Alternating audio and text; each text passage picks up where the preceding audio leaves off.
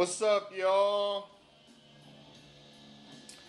I want to give you a collection update here, and this is going to be with some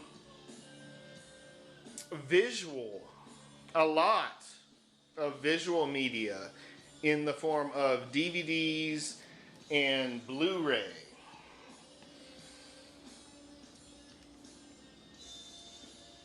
So real quick, we're gonna check in with Kitty because she's getting her dinner here. Even though it's 1 in the morning, you know, it's a good time for a cat to eat, and that's what she does twice a day. And I mean, I'd say she's pretty good at it. She's not like a champion, but we're working on, you know, not throwing up and stuff like that. But anyways, to start off, let me show you this array. This is a collection of physical media.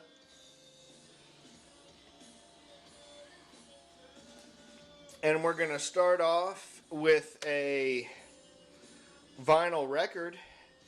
This is Colosseum with their third and final album, Chapter 3, Parasomnia. This is some very, very heavy funeral doom. It comes in a gatefold, and the album is long too. It's two records in here, and then at the end they put a demo from 2006, I think, that they did before any of their albums. So it's interesting to hear that. I just, you know, Colosseum is a very rare, obscure funeral doom band. The growling vocals, the just unbearable emotional tone of it. As my voice cracks real quick, and then another point I want to make about this is Colosseum. To me, this is their best album. Chapter 3, Parasomnium. You should, if you've never heard of Colosseum and you like doom metal, this is an extreme form of slow, drudging doom, and it's just a very melodic, very badass. So then we're gonna move on to the single CD that I have. This is Xasthur with Telepathic with the Deceased from 2004. And a lot of people claim that this is Xasthur's greatest album. I happen to like Subliminal Genocide a little better, but this one, Telepathic with the Deceased, is really, really good. This was at a time when Xasthur, the old black metal Xasthur, was in full swing.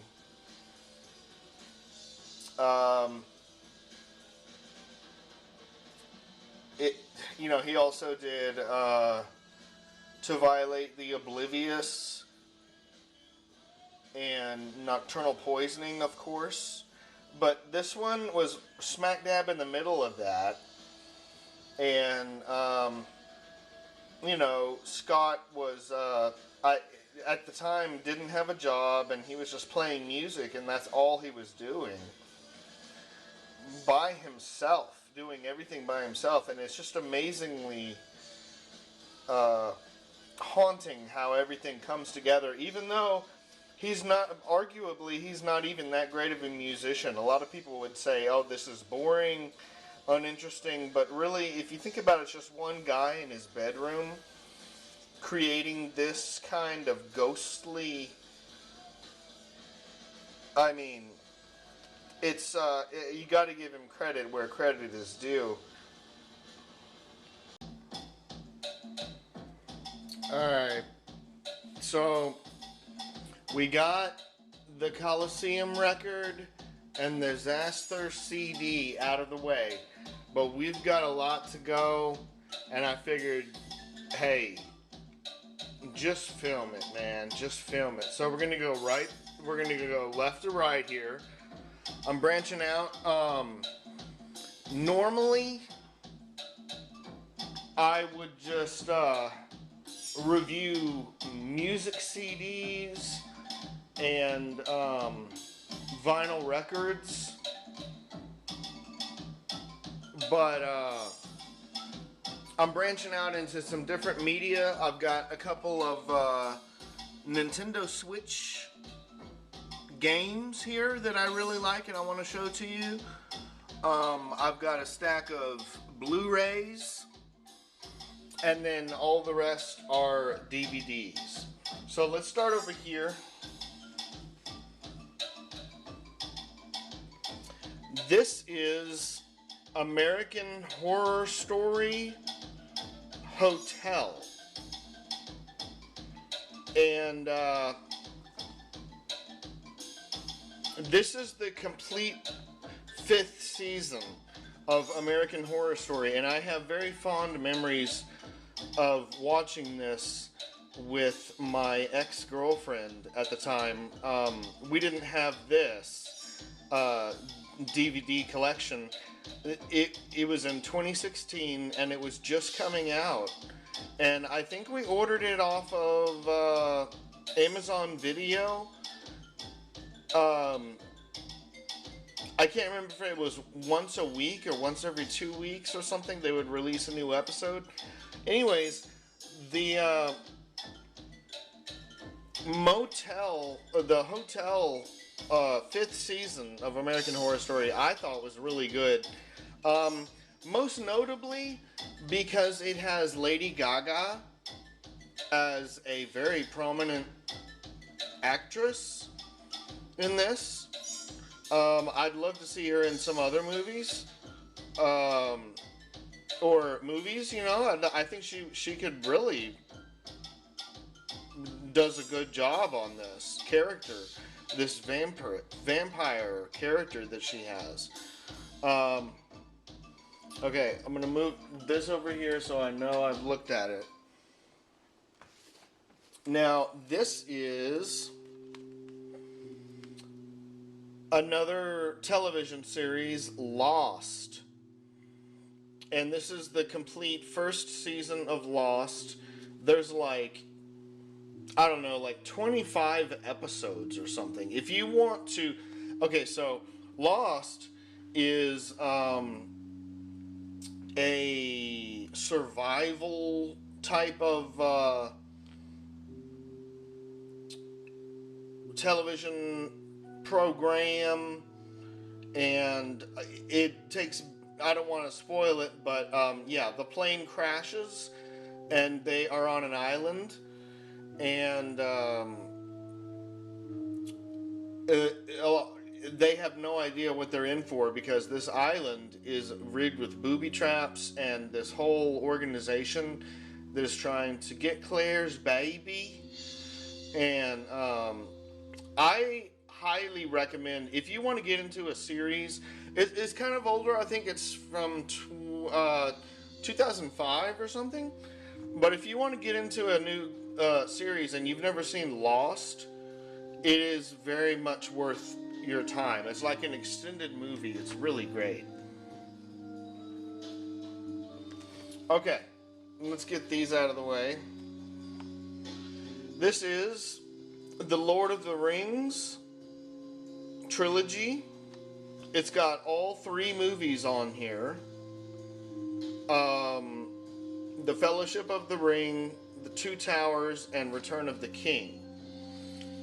And these are the theatrical versions. And I remember watching The Lord of the Rings growing up. All three movies, when they came out, I made a big deal about it, and I went to see two of them in the theater, and one I was introduced to by a friend. But I can't say enough good about The Lord of the Rings, the original three. The Hobbit was okay, but this is really where it's at. You gotta watch The Lord of the Rings again, because I know you've seen it already. Alright, this is a cool movie called Stay Alive. And it's from 2006. It is like a fun gamer horror movie. If you're into video games like I am.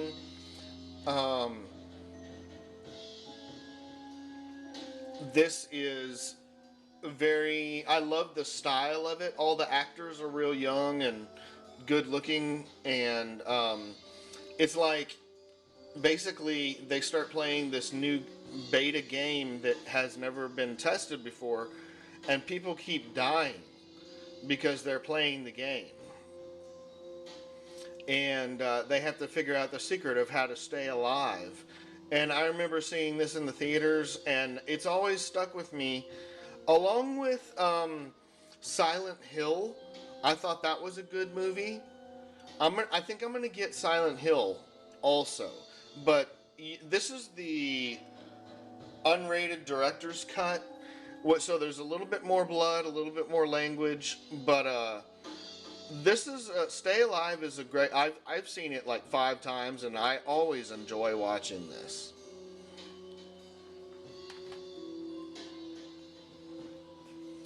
Okay. Now, this is actually my favorite movie of all time.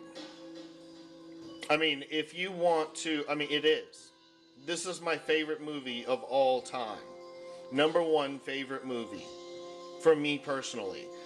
This is Bram Stoker's Dracula by Francis Ford Coppola. It's from 1992. It has Winona Ryder and Keanu Reeves and a whole bunch of Anthony Hopkins, a whole bunch of great actors. And the style of this is just unmatched. The whole mood of it, how dark and gothic it is. I mean, it's like you're there in the environments. And it's quite a long movie, too. It's 2 hours or something.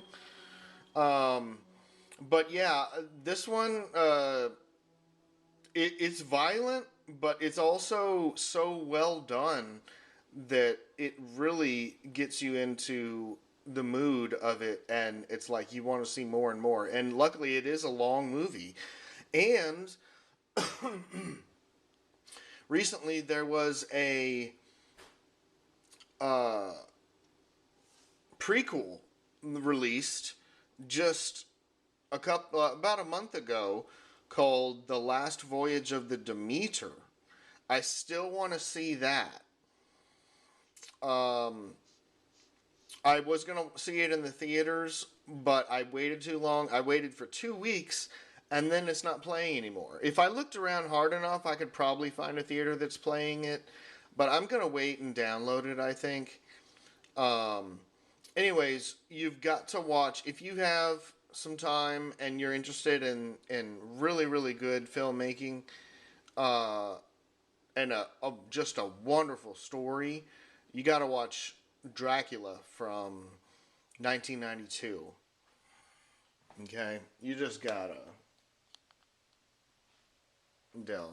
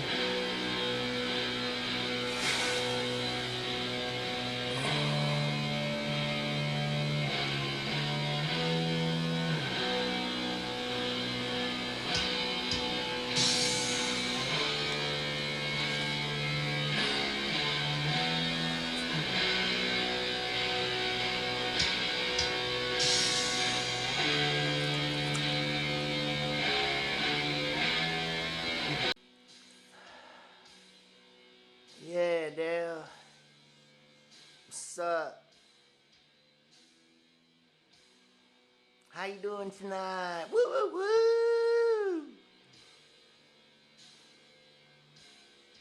Woo, woo, woo, woo, woo, woo!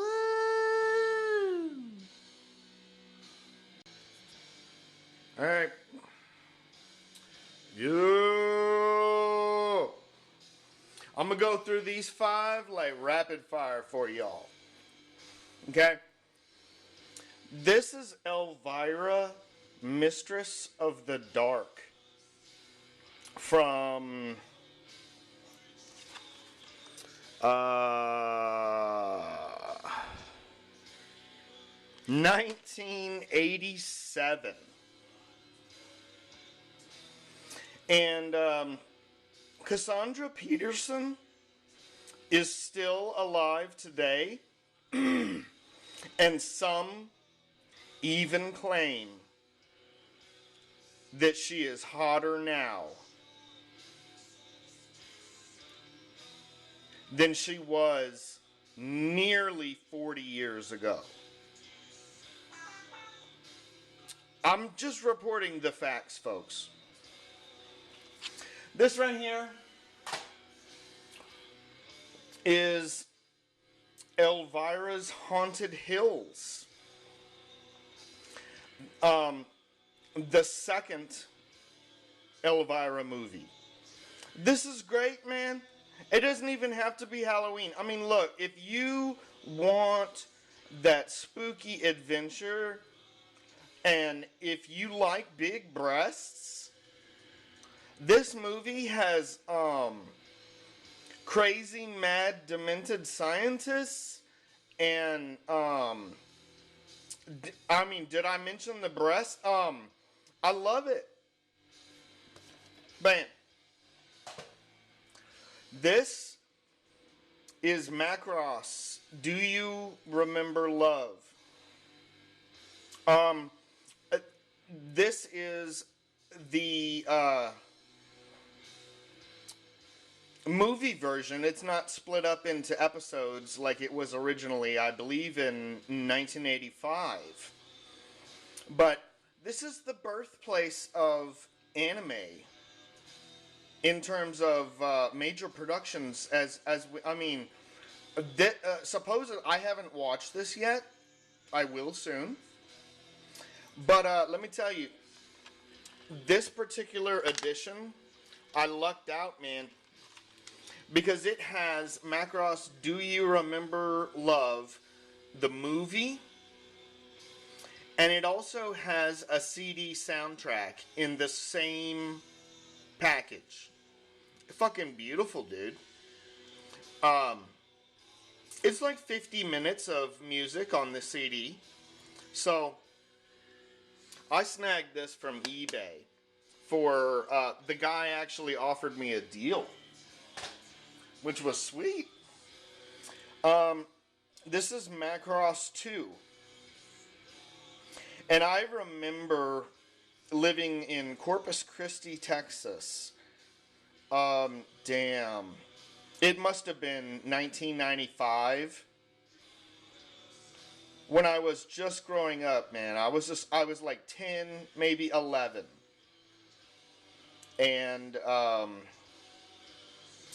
I was over at my friend Guillermo's house.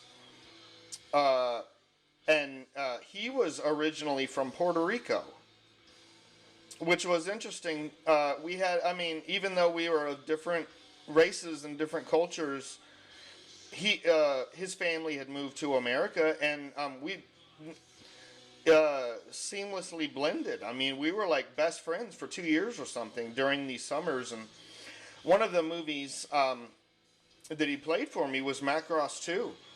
And so there you go. Another one is, now this is the DVD version. This is Macross Plus, parts 1 and 2 on DVD. This is Macross Plus, parts 3 and 4. Now, this one was really good too. It's hard to, I haven't seen Macross 7 or Macross Delta, any of that kind of stuff. OVAs, I don't watch those. I like main canon productions. But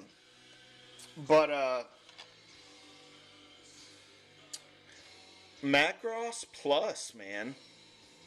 If you like your anime, this was 1994. Less than a year before Ghost in the Shell came out. With this one, I believe they were beginning to use some computer CGI, whereas Macross 2 was 100% hand animated. So, yeah.